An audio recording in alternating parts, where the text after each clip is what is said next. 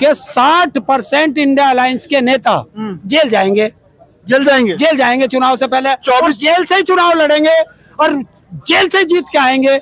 ये भी आज लिख ले, क्योंकि ये चुनाव कोई पार्टी नहीं लड़ेगी। ये चुनाव होगा, मोदी वर्ष पूछ रही है कि चुनाव से पहले ईडी सबके द्वारे पहुंच जाती है, क्या बीजेपी के द्वारे क्यों नहीं पहुंचती? बताइए, अडानी के द्वारे ईडी पूछने जाती है औकात ईडी की? ये तोता है। एक जैसे राजा की जान तोते में होती थी, ऐसी जान मोदी की जान अडानी में है। तुम अडानी की गर्दन मरोड़ो, तड़फड़ाने मोदी वो सड़क पे, मजदूर वो सड़क पे, महिला वो सड़क पे, कर्मचारी वो सड़क पे, व्यापारी वो सड़क पे।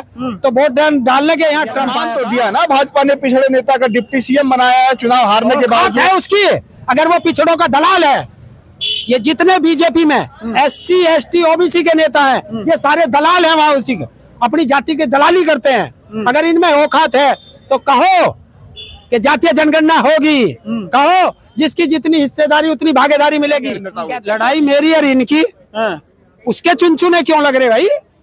वो तो चाह रही है कि इनमें लड़ाई हो जाए, क्योंकि इंडिया अलायंस इतना मजबूत अलायंस है कि इसे ये फेविकॉल का मजबूत जोड़ है, ये तोड़े से जब भी चुनाव हो और जब वोटों की गिनती हो तो वहां 1000 ट्रैक्टर और 10,000 वोटर लेकर बैठ जाओ।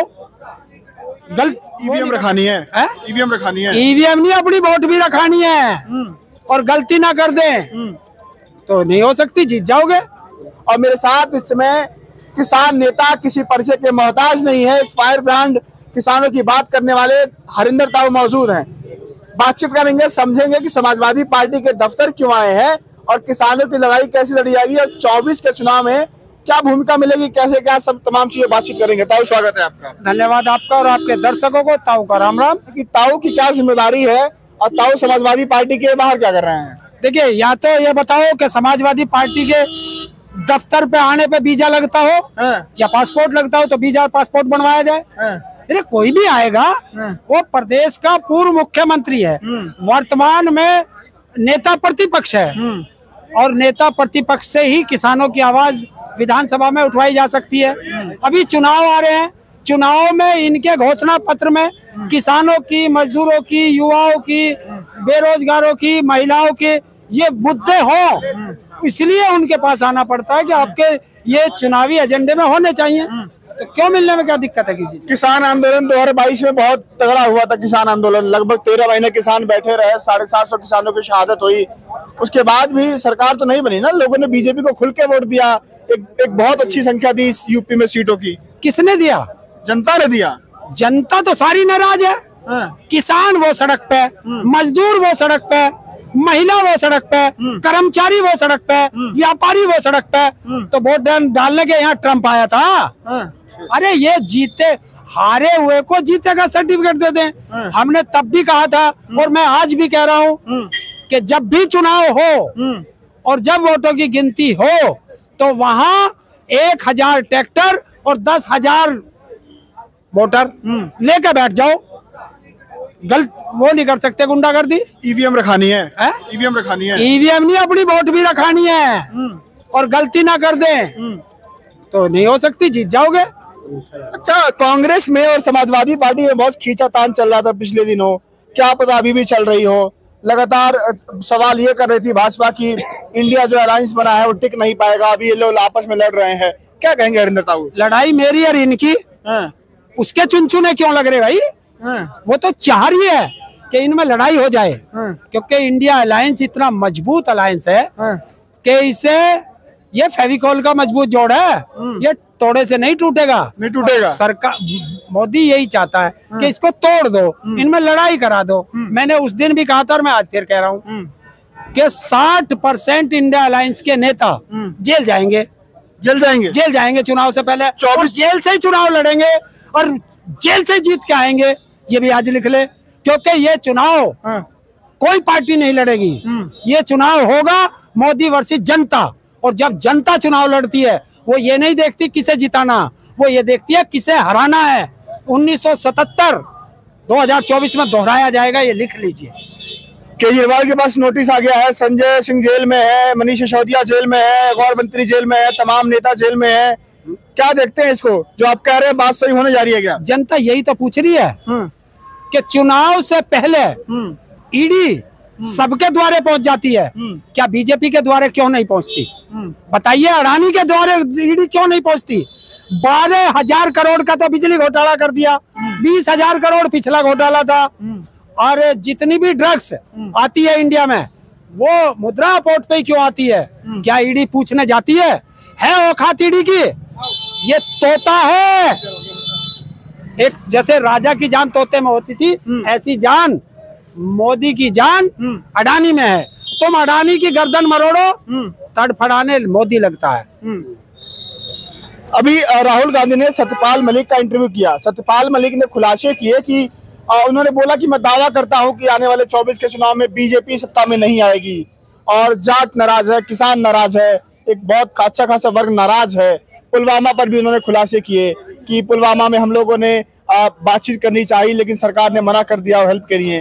कैसे देखते हैं कि सत्यपाल मलिक की भूमिका क्या रहेगी 24 में? देखिए, वो एक बड़े राजनेता हैं और उन्होंने पूरे कई दौर देखे हैं, कितनी शतक देखे हैं, सदियां हैं, 40-50 साल का राजनीतिक जीवन है, तो उन्होंने सब चीज की जानकारी है। तो ऐसे बड़े नेता पहले से बता देते हैं कि जगह जगह घूम रहे हैं, इन लोगों को जानकारी होती है किस तरह का माहौल है। 24 में माहौल बदलने वाला है। देखिए, माहौल नहीं, सरकार बदलने वाली है 24 में ये कन्फर्म है, कोई बचा नहीं सकता। यूपी के नेता है, डिप्टी सीएम है केशव प्रसाद मौर्य, कहते हैं कि समाजवादी पार्टी हो या कोई भी दल बन जाए, कोई भी यात्रा निकाल ले, कुछ होने वाला नहीं है, सुपड़ा साफ होगा। देखिए, कौन है ये स्टूल मंत्री जो अपनी सीट नहीं जीत पाया हो और वो पूरे देश की बात करता हो, तो इससे क्या तुम्हें आइडिया? सम्मान तो दिया ना भाजपा ने, पिछड़े नेता का डिप्टी सीएम बनाया है चुनाव हारने के बाद है उसकी। अगर वो पिछड़ों का दलाल है, ये जितने बीजेपी में SC ST OBC के नेता हैं, ये सारे दलाल हैं, वहाँ उसी अपनी जाति की दलाली करते हैं। अगर इनमें औकात है तो कहो कि जातीय जनगणना होगी, कहो जिसकी जितनी हिस्सेदारी उतनी भागीदारी मिलेगी, कहते क्यों नहीं? इनकी औकात नहीं वहां बोल जाएं। ये तो ऐसे गुलाम है, और गुलाम की औकात नहीं होती बोलने की। तुम सम्मान की बात कर रहे हो? देश का प्रधानमंत्री है, वो कहता है कि मैं पिछड़ा हूँ, OBC हूँ। बीजेपी ने इतना बड़ा सम्मान दिया है, पिछड़े के बेटे को प्रधानमंत्री बना दिया है, क्या तकलीफ है? कौन कह रहा है वो पिछड़ा? वो तो फर्जी पिछड़ा। जिस टाइम मंडल कमंडल की लड़ाई हो रही थी और मंडल की वो है कमेटी, उसमें इसकी जाति पिछड़ों में थी नहीं, ये तो बाद में इसने अपनी जाति पिछड़ों में रख ली। और पिछड़ों का सबसे बड़ा दुश्मन 90 में 3 पिछड़े सचिव, 90 में 3। ये बात पिछड़ों को पता है? ये बात पिछड़ों को पता है? ये तुम्हारी जिम्मेवारी है, ये उस दलाल मीडिया की जिम्मेवारी है। क्यों नहीं बोलते? क्यों? क्योंकि वहां भी है ही नहीं पिछड़े, वहां SC है ही नहीं, OBC है ही नहीं, ST है ही नहीं। तो जब तुम्हें दिया ही नहीं कुछ नहीं, तो तुम बताओगे कैसे? तो ये हर आदमी की जिम्मेवारी है कि अपने क्षेत्र में जाकर के देखिए कैसे बात पहुंचेगी। एक तो देश के हर SC ST OBC और माइनॉरिटी के लोगों को अपने ट्विटर पर होना चाहिए, फेसबुक पर रहना चाहिए, और जो भी ऐसी पोस्ट आए उसे फॉरवर्ड करें। ये देवी देवताओं की हम लोग जो फोटो फॉरवर्ड करते हैं सुबह गुड मॉर्निंग और बैड मॉर्निंग में, उसे करने के बजाय अगर आप एक सच्ची खबर भेजो और वो फॉरवर्ड करो तो सब तक पहुंच जाएगी। टेलीविजन देखना बंद कर दो, आधा देश सुधर जाएगा।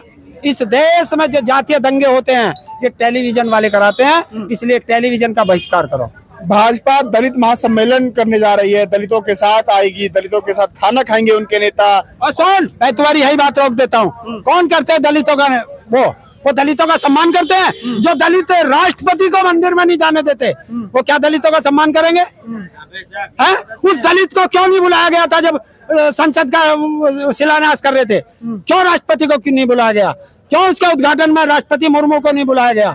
इसलिए नहीं बुलाया गया कि वो चाहते नहीं है, इनसे नफरत करते हैं। एक आदिवासी को राष्ट्रपति बना दिया जाता है और इतना बड़ा पद दिया जाता है, अब कहते हैं सम्मान नहीं हो रहा है। कौन कह रहा? एक चीज बनाया है ना, रबड़ की मोहर बना के बैठाओगे?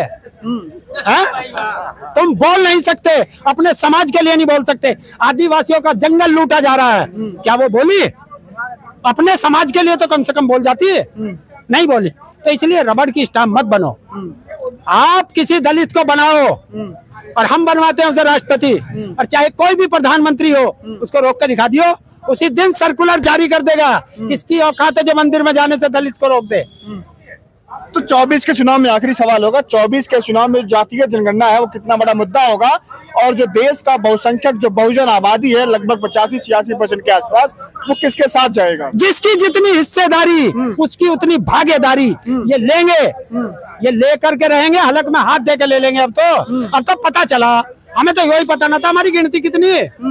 अब हमें पता चल गया ना, पता लग गई। अब हमें पता चल गया हम कितने हैं देश में, और जब देश में हम इतने हैं तो अब अभी तो बिहार में पता लगा है ना। अरे तो वहां से एक आ गया ना, वहीं एक चिंगारी लग गया। चिंगारी एक जगह लगती है, आग सब जगह फैल जाती है।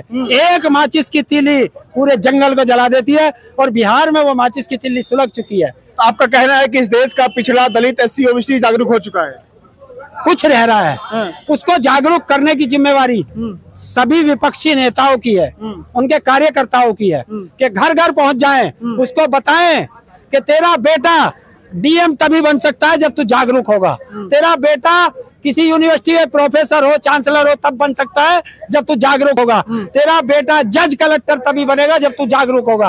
और जागरूक होने के लिए अपने बच्चों को शिक्षा देनी पड़ेगी, और ये सरकारें बदलनी पड़ेंगी, और अपनी हिस्सेदारी लेनी पड़ेगी। और तेरा बेटा जज कलेक्टर तभी बनेगा जब तू जागरूक होगा, और जागरूक होने के लिए अपने बच्चों को शिक्षा देनी पड़ेगी, और ये सरकारें बदलनी पड़ेंगी, और अपनी हिस्सेदारी लेनी पड़ेगी। और इसके लिए घर घर से अलख जगेगी, और जब ये अलख जगेगी तो फिर तो हम ले ही लेंगे। और जिस दिन SC ST माइनॉरिटी एक हो गया,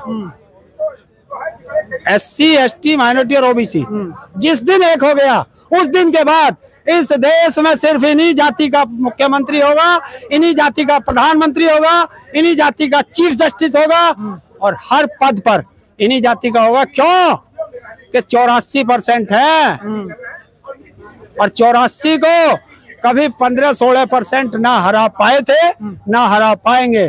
तो इनकी इसीलिए तो मोदी फड़फड़ा रहा, इसीलिए अमित शाह फड़फड़ा रहा, क्योंकि उनके यहाँ हमारा जवाब देने के लिए कौन आएगी? स्मृति ईरानी है, जो खुद दूसरे का पति लेके भागी हुई औरत हो, और वो ना SC है, ना ST है, ना OBC है, ना माइनॉरिटी है, तो उसे जवाब देने का अधिकार कहाँ है?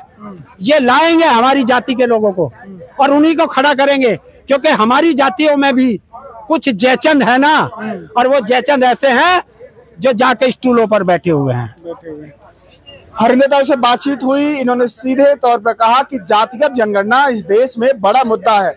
2024 के चुनाव में जातिगत जनगणना को लेकर के जो बिहार से आंकड़े आए हैं, उसके बाद से लगभग सभी जो राज्य हैं जहां पर विपक्षियों की सरकार है वो मांग कर रहे हैं कि जातिगत जनगणना होनी चाहिए। खास तौर से यूपी में अखिलेश यादव ने कहा था कि हमारी सरकार अगर 2022 में बनती है तो हम 3 महीने के अंदर जातिगत जनगणना करा करके आंकड़े सामने लाएंगे।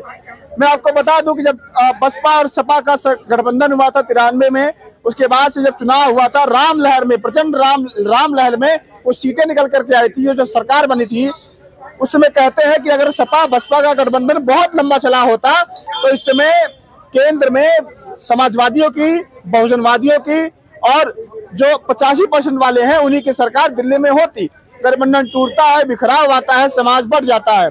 आप लोग क्या सोचते हैं कि 24 के चुनाव के पहले, जैसा हरिंदर ताऊ ने कहा कि SC ST OBC माइनॉरिटी अगर एक साथ आता है तो दिल्ली उसकी हो जाती है?